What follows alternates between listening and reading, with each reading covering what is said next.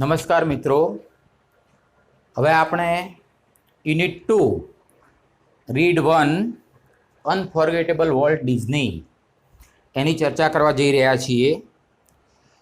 તો unit 2 read 1 અનફોરગેટેબલ અવિસ્મરણીય ન ભૂલી શકાય તેવા વોલ્ટ ડિઝની.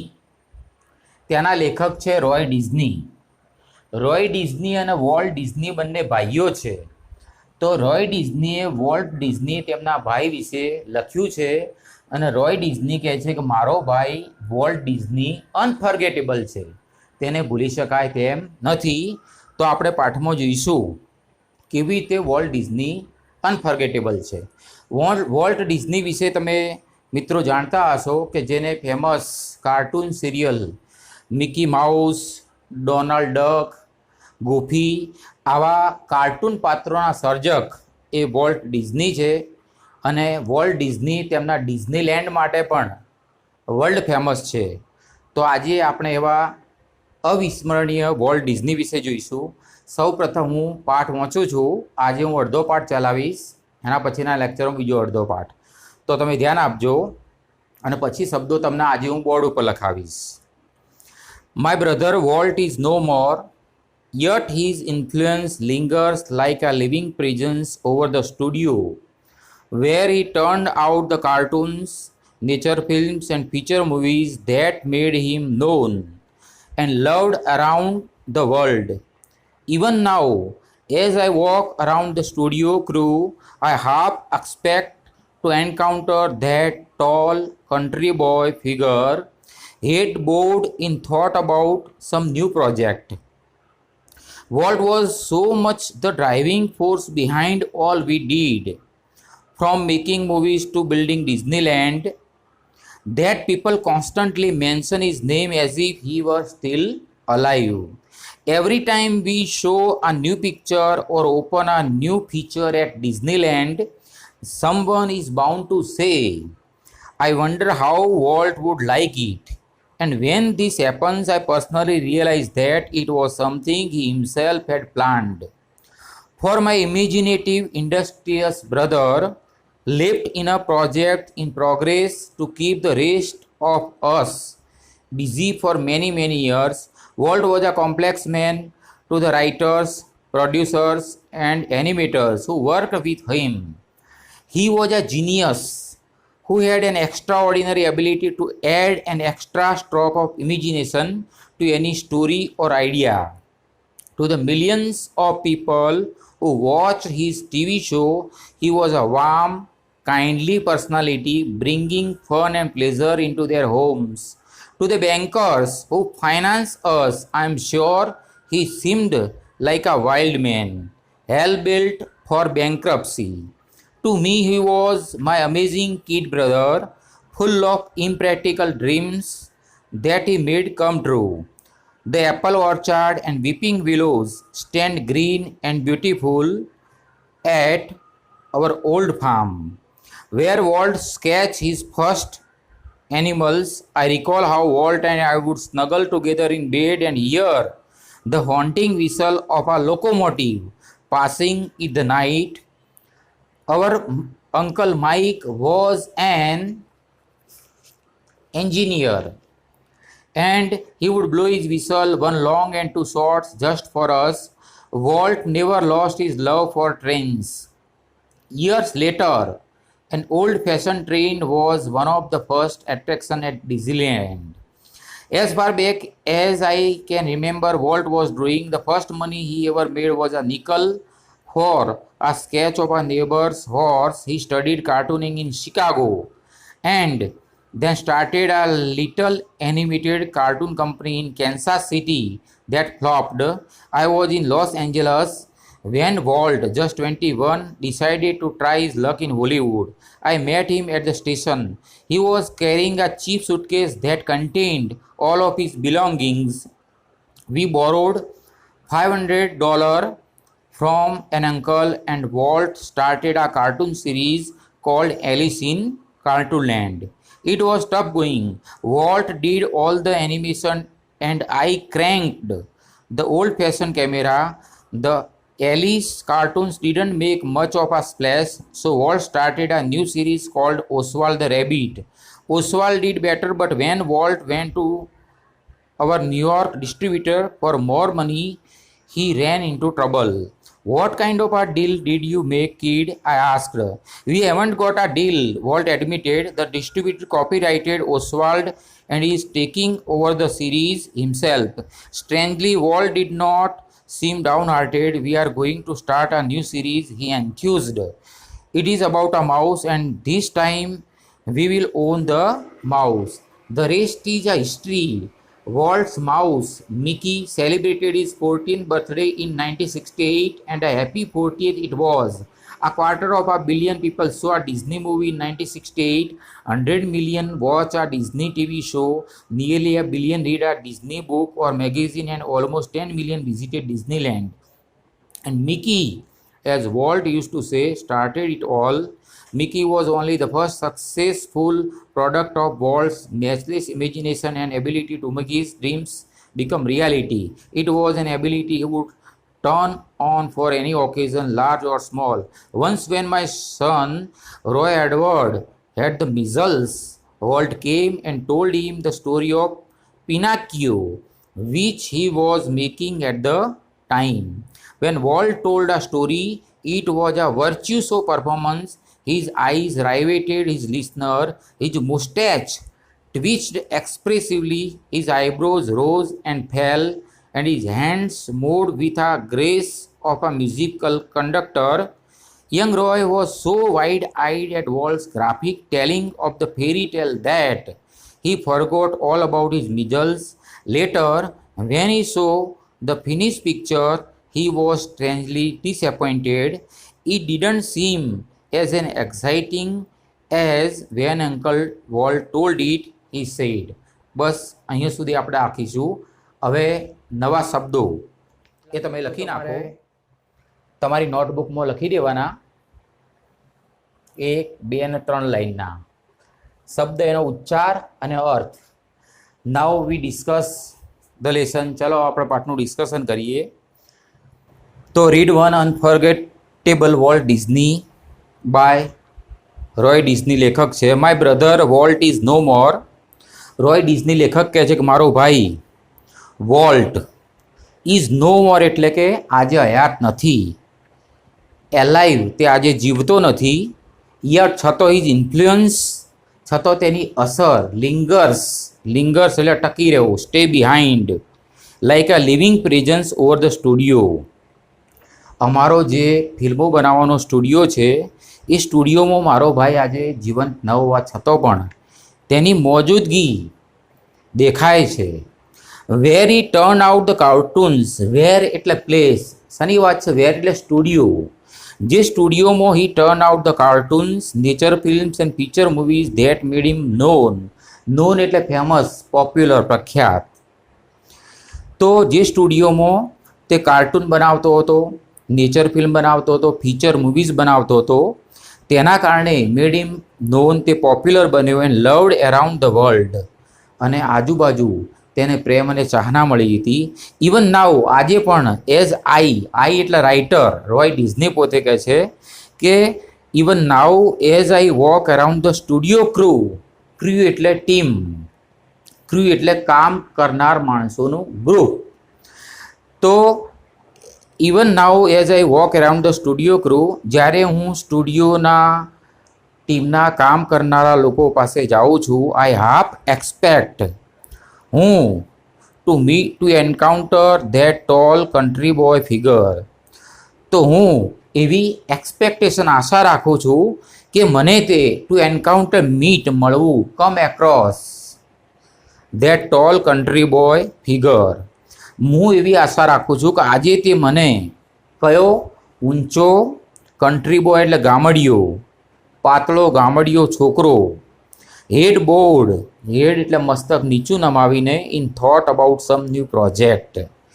તો લેખક કહે છે કે આજે પણ હું સ્ટુડિયોમાં કામ કરનાર લોકો વચ્ચે જાઉં છું ત્યારે હું એ આશા રાખું છું કે મને તે ઊંચો, પાતળો ગામડિયા છોકરા જેવું ફિગર દર્શાવતો, નીચું માથું નમાવીને કોઈક નવા પ્રોજેક્ટમાં વિશે વિચારતો તે છોકરો મને એન્કાઉન્ટર મળી જાય. વોલ્ટ વોઝ સો મચ આ driving force behind all we did. લેખક કહે છે અમે બધું જે કર્યું તેના માટે વોલ્ટ એ ડ્રાઇવિંગ ફોર્સ, એ ચાલક બળ હતો. શું શું કામ કર્યું અમે તે? તો કહે છે from making movies to building Disneyland. અમે નાના મોટા કાર્ટૂન મૂવી બનાવવાથી મોડી અને અમે ડિઝનીલેન્ડની રચના કરી, તે બધાની પાછળ Walt was a driving force. That people constantly mention his name. કે લોકો સતત તેના નામનો ઉલ્લેખ કરતા as if he were still alive. આજે પણ લોકો તેના નામનો ઉલ્લેખ કરે છે કે જાણે કે તે આજે પણ જીવંત હોય. એટલી પ્રબળ અસર વોલ્ટ ડિઝનીની હતી. એવરી ટાઈમ વી શો આ ન્યૂ પિક્ચર ઓર ઓપન આ ન્યૂ ફીચર એટ ડિઝનીલેન્ડ. દર વખતે અમે કોઈ ડિઝનીલેન્ડ નવું પિક્ચર બતાવીએ અથવા ડિઝનીલેન્ડની અંદર નવું કોઈ લક્ષણ, કોઈ લાક્ષણિકતા મૂકીએ, ફીચર મૂકીએ, someone is bound to say, તો કોઈને કોઈ એવું કહે જ I wonder how Walt would like it.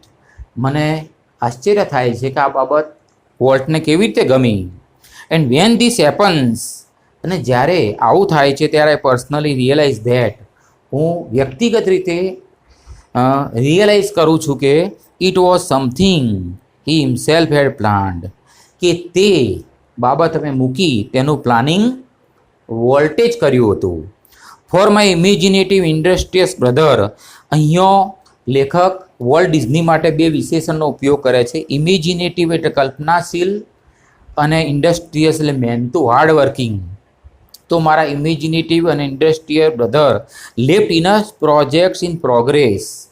ભલે તે મૃત્યુ પામ્યો પણ એની પાછળ મારા ઇમેજિનેટિવ અને ઇન્ડસ્ટ્રીયસ બ્રધરે તેના મૃત્યુ પછી પણ એવા પ્રોજેક્ટ, પ્રોગ્રેસ એટલે કે હજુ પ્રગતિમાં પાછળ મૂકીને ગયો છે.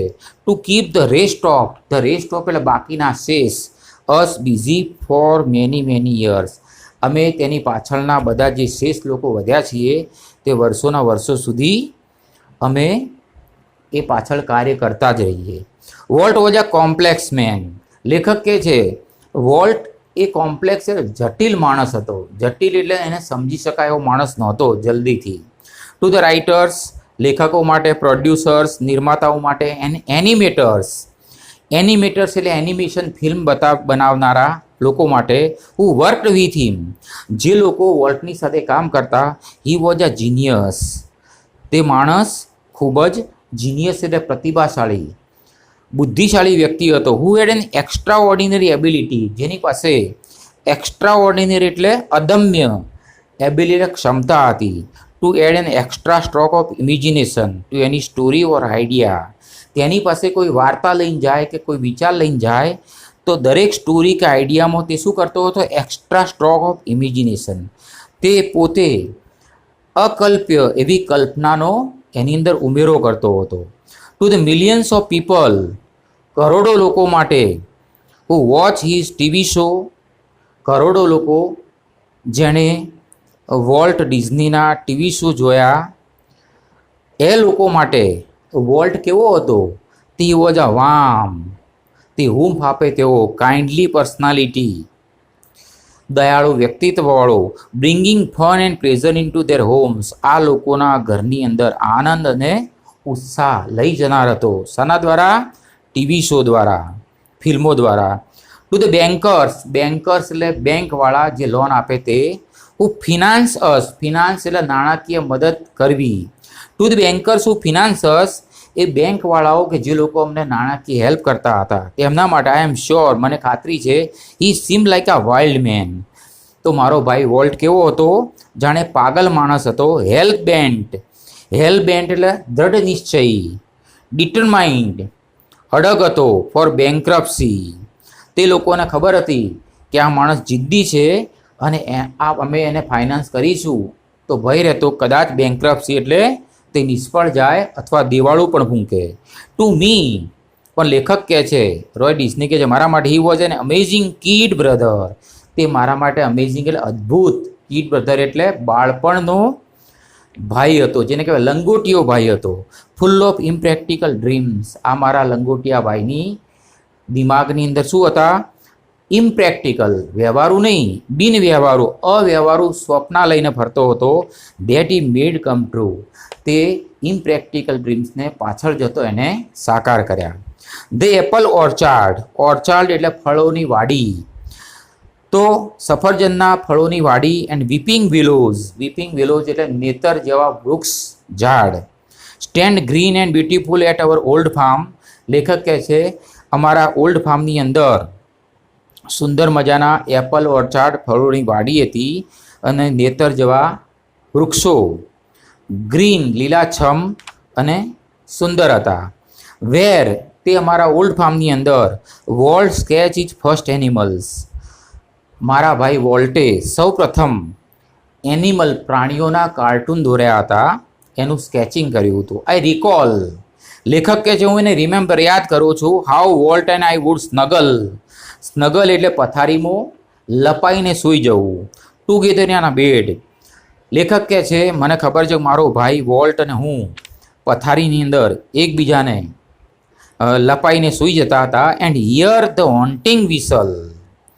હોન્ટિંગ એટલે સતત પીછો કરતું, અનફર્ગેટેબલ, ન ભૂલી શકાય તેવી whistle of a locomotive. Locomotive એટલે ટ્રેનનું engine. Passing in the midnight. રાત્રિએ અમારા ખેતરની બાજુમાંથી જે એન્જિન પસાર થતું એની વિસલ સાંભળી અને અમે સતત એ યાદ આવ્યા કરતું હતું. Our uncle Mike was an engineer. અમારા કાકા માઇક તે લોકોમેટિવ એન્જિનના એન્જિનિયર હતા, જે પોતે ટ્રેન ચલાવતા હતા. And he would blow his whistle. અને તેઓ વિસલ વગાડતા. One long and two shorts.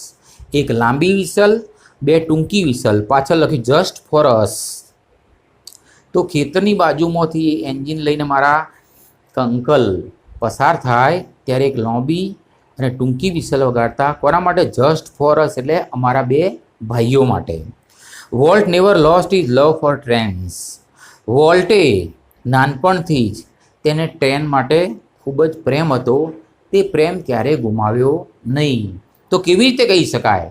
તો પાછળ કહ્યું છે યર્સ લેટર, વર્ષો પછી, an old fashion train was one of the first attraction at Disneyland. વર્ષો પછી ડિઝનીલેન્ડ એને શરૂ કર્યું. તો ડિઝનીલેન્ડની અંદર એક જૂની પ્રકારની ટ્રેન હતી. તે ડિઝનીલેન્ડના ઘણા બધા આકર્ષણોમાંનું એક આકર્ષણ હતું. As far as I can remember. લેખક કહે છે જ્યાં સુધી મને યાદ છે ત્યાં સુધી વોલ્ટ વોઝ ડ્રોઈંગ. વોલ્ટને શાનો શોખ હતો? ડ્રોઈંગ કરવાનો, સ્કેચિંગ, ચિત્રો દોરવાનો શોખ હતો. The first money ever made was a nickel. Nickel એટલે 5 સેન્ટનો સિક્કો. નિકલ એટલે મની, નિકલ એટલે પૈસા. ઇંગ્લેન્ડની અંદર નિકલ 5 સેન્ટના સિક્કાને નિકલ કહેવામાં આવે છે. દેટ મીન્સ આ કોઈન, ચલણી નાણું. The first money he ever made was a nickel for a sketch of neighbours horse. તો લેખક કહે છે નાનપણથી વોલ્ટને ડ્રોઈંગનો શોખ હતો. સૌ પ્રથમ એને પડોશીના ઘોડાનું એક સ્કેચ કર્યું, ચિત્ર દોર્યું. એના કારણે 5 સેન્ટનો સિક્કો મળ્યો. હી સ્ટડીડ કાર્ટૂનિંગ ઇન શિકાગો. તેણે અમેરિકાના શિકાગો શહેરમાં જઈ અને કાર્ટૂનિંગનો અભ્યાસ કર્યો. And then started a little animated cartoon company in Kansas city. ત્યારબાદ અમેરિકાના કેન્સાસ શહેરમાં જઈ એને એક નાનકડી એનિમેટેડ કાર્ટૂન કંપની શરૂ કરી. ધેટ ફ્લોપ્ડ. પરંતુ ધેટ ફ્લોપ એટલે ફેલ્ડ, નિષ્ફળ જવું. તે કંપની નિષ્ફળ ગઈ. I was in Los Angeles. લેખક કહે છે હું અમેરિકાના લોસ એન્જલસ શહેરમાં હતો. ક્યારે? When Walt just 21. જ્યારે વોલ્ટની ઉંમર 21 વર્ષની હતી અને Walt decided to try his luck in Hollywood. વોલ્ટે 21 વર્ષની ઉંમરે હોલિવૂડની અંદર પોતે એક્ટર બનવા માટેનો પ્રયત્ન કર્યો. ત્યારે લેખક કે હું લોસ એન્જલસમાં હતું. I met him at the station. હું મારા ભાઈ વોલ્ટને રેલવે સ્ટેશન ઉપર મળ્યો. He was carrying a cheap suitcase. Cheap એટલે સસ્તી, સામાન્ય સૂટકેસ. તે ની પાસે એક સામાન્ય સસ્તી સુટકેસ હતી that contained all of his belonging. તે સુટકેસમાં બિલોંગિંગ એટલે પરચૂણ વસ્તુ, તેના એકાદ બે જોડ કપડાં અને પરચૂણ વસ્તુ હતી. વી બોરો $500 ફ્રોમ એન અંકલ. અમે બંને કાકા પાસેથી $500 બોરો એટલે ઉછીના લીધા. એન્ડ વોલ્ટ સ્ટાર્ટેડ આ કાર્ટૂન સિરીઝ. ત્યારબાદ વોલ્ટે કાર્ટૂન સિરીઝ બનાવવાનું શરૂ કર્યું કોલ્ડ, જેનું નામ હતું Alice in cartoon land. It was tough going. Alice in cartoon land બનાવવાની શરૂઆત તો કરી, પણ ટફ ગોઈંગ એટલે તે અમારા માટે કપરો સમય હતો. Walt did all the animation. વોલ્ટે કાર્ટૂન માટે બધું એનિમેશન કર્યું. એટ આઈ ક્રેન્ક એટલે સ્ટાર્ટેડ, શરૂ કર્યું ધ ઓલ્ડ ફેશન કેમેરા. મેં જૂના કેમેરાથી ફોટા ક્રેન્ક પાડવાનું શરૂ કર્યું. The Alice cartoons didn't make much a splash. To make much a splash એટલે સફળતા મળવી, ઇફેક્ટ અસર થવી. અહીંયા didn't make much a splash એટલે કોઈ વધારે સફળતા મળવી નહીં. તો એલિસ એન્ડ કાર્ટૂન્સ સિરીઝ બનાવી, પરંતુ didn't make much a splash એટલે અમને કોઈ ઝાઝી સફળતા મળી નહીં. સો તેથી વી સ્ટાર્ટેડ આ ન્યૂ સિરીઝ. ત્યારબાદ અમે એક નવી સિરીઝ શરૂ કરી કોલ્ડ ઓસ્વાલ્ડ ધ રેબિટ. જે સિરીઝનું નામ હતું Oswald the Rabbit. Oswald did better. ઓસ્વાલ્ડનું પરફોર્મન્સ સારું હતું. But when Walt went to our New York distributor. પરંતુ જ્યારે વોલ્ટ એક ન્યુયોર્ક સિટીની અંદર એક ફિલ્મોનું ડિસ્ટ્રીબ્યુશન કરનાર, વિતરણ કરનાર હતો, તેના પાસે વોલ્ટ ગયો. શાના માટે ગયો? For more money I ran into trouble. તો લેખક કહે છે ઓસ્વાલ્ડ ધ રેબિટનું થોડું પરફોર્મન્સ સારું હતું, પરંતુ મારો ભાઈ વોલ્ટ ન્યુયોર્ક જઈને ડિસ્ટ્રીબ્યુટરને આ આપ્યું વધુ પૈસા માટે, ત્યારે તે વધુ મુશ્કેલીમાં આવી ગયો. તો હવે ખબર પડશે કેવી રીતે મુશ્કેલીમાં આવ્યો. તો કહે છે વોટ કાઇન્ડ ઓફ આ deal did you make kid, I asked. લેખક કહે છે મેં વોલ્ટને પૂછ્યું, કિડ બેટા તે કેવા પ્રકારની ડીલ કરી? ત્યારે વોલ્ટે કહ્યું we haven't got a deal. Walt admitted. વોલ્ટે કહ્યું કે આપણને કોઈ ડીલ મળી નથી. તો કેમ ના મળી? તેનું કારણ છે the distributor copyrighted Oswald and he is taking over the series himself. તો વોલ્ટે કહ્યું કે ડિસ્ટ્રીબ્યુટરે આપણી ઓસ્વાલ્ડ ધ રેબિટના કોપી કરી દીધી અને હવે he is making over the series himself. તે પોતાની રીતે આ સિરીઝ આગળ ચલાવવા માગે છે, એટલે કશું મળ્યું નહીં, છેતરાઈ ગયા. Strangely, surprisingly, Walt did not seem downhearted. આ બન્યા છતાં પણ વોલ્ટ અનહેપી, ડિસએપોઇન્ટેડ, નાખુશ થયો નહીં. વોલ્ટ શું કહે છે? We are going to start આ ન્યૂ સિરીઝ. અમને બધાને કહ્યું. હી એન્થ્યુઝ એટલે ઉત્સાહ આપ્યો. તેમણે અમને બધાને કહ્યું નિરાશ થશો નહીં. We are going to start આ ન્યૂ સિરીઝ. હી એન્થ્યુઝડ. આપણે એક નવી સિરીઝ શરૂ કરવા જઈ રહ્યા છીએ. ઇટ ઇઝ અબાઉટ આ માઉસ. તે સિરીઝ એક માઉસ ઉંદર વિશેની છે. And this time we will on the mouse. આ વખતે માઉસ વિશેની જે સિરીઝ છે એ આપણી પોતાની હશે, એના માલિક આપણે આવીશું. ધ રેસ્ટ ઇઝ આ હિસ્ટ્રી. ત્યારબાદ રેસ્ટ બાકીનું શેષ ઇતિહાસ બની ગયો. વોલ્ટ્સ માઉસ મિકી. વોલ્ટ્સનું ઉંદર મિકી. વોલ્ટ્સનું Mickey Mouse celebrate his 14th birthday in 1968. એને 1968ની સાલમાં 40મો જન્મદિવસ ઉજવ્યો. And a happy 14 it was. એની 40મી જે જન્મજયંતિ હતી. 40 વર્ષ થઈ ગયા. આ $250 million પીપલ સો આ ડિઝની મૂવી 1968. 1968ની અંદર $250 million લોકોએ આ ડિઝની મૂવી જોઈ. 100 million વોચ આ ડિઝની ટીવી શો. 100 million લોકોએ ડિઝની ટીવી શો જોયો. નિયરલી આ બિલિયન રીડ આ ડિઝની બુક ઓર મેગેઝિન. લગભગ 1 મિલિયન લોકોએ ડિઝનીનું પુસ્તક અને મેગેઝિન વાંચ્યું. એન્ડ ઓલમોસ્ટ 10 millions લગભગ 10 મિલિયન વિઝિટેડ ડિઝનીલેન્ડ. 10 મિલિયન લોકો ડિઝનીલેન્ડની મુલાકાત લીધી. આ એની પ્રોગ્રેસ બતાવે છે. And Mickey as Walt use to say. અને વોલ્ટ કહેતો આ બધાની શરૂઆત કોણે કરી? Mickey started it all. Mickey was only the first successful product of worlds matchless imagination. Matchless એટલે અજોડ, ઇમેજિનેશન એટલે કલ્પના. તો મિકી એ વોલ્ટ ડિઝનીની અતુલનીય અજોડ કલ્પના શક્તિનું શું હતું? ફર્સ્ટ સક્સેસફુલ પ્રોડક્ટ એટલે સૌ પ્રથમ સફળ સર્જન હતું. And ability to make his dreams become reality.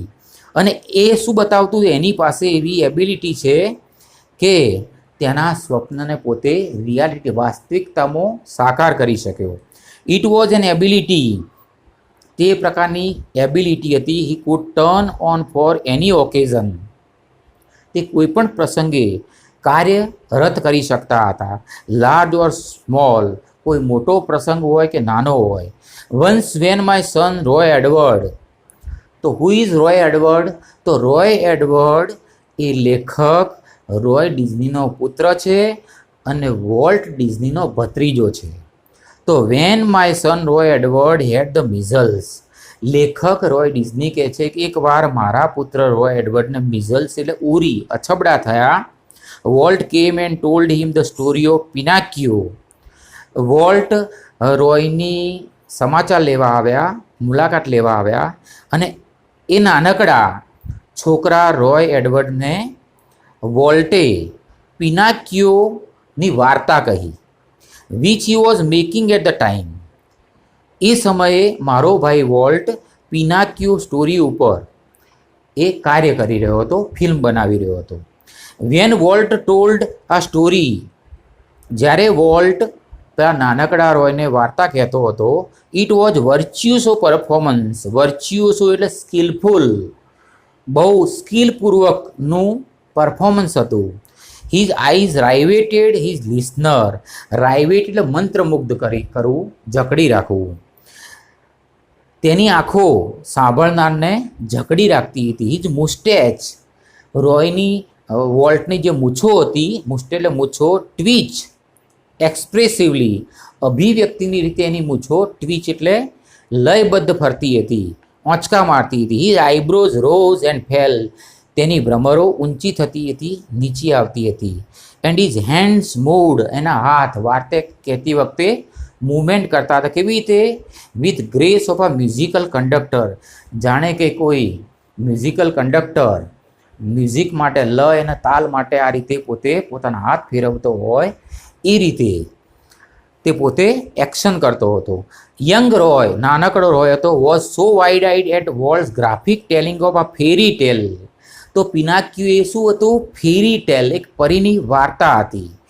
તો નાનકડો રોય વોલ્ટ આ ફેરી ટેલનું જે વર્ણન કરતો હતો, જેને ગ્રાફિક ટેલિંગ કહેવાય છે, તે સાંભળી નાનકડા રોયની આંખો વાઇડ આઇડ, પહોળી બની ગઈ. That he forgot all about in measles. આ વાર્તા સાંભળી નાનકડા રોય પોતાના અછબડાનું દુઃખ પણ ભૂલી ગયો. લેટર, પાછળથી, when he so the finish picture. જ્યારે નાનકડા બાળક રોયે તેના કાકા વોલ્ટે પૂરું કરેલું પિનાકિયોની ફિલ્મ જોયું, ત્યારે હી વોઝ સ્ટ્રેન્જલી ડિસએપોઇન્ટેડ. ત્યારે રોય એ ફિલ્મ જોઈને હતાશ થઈ ગયો. કેમ?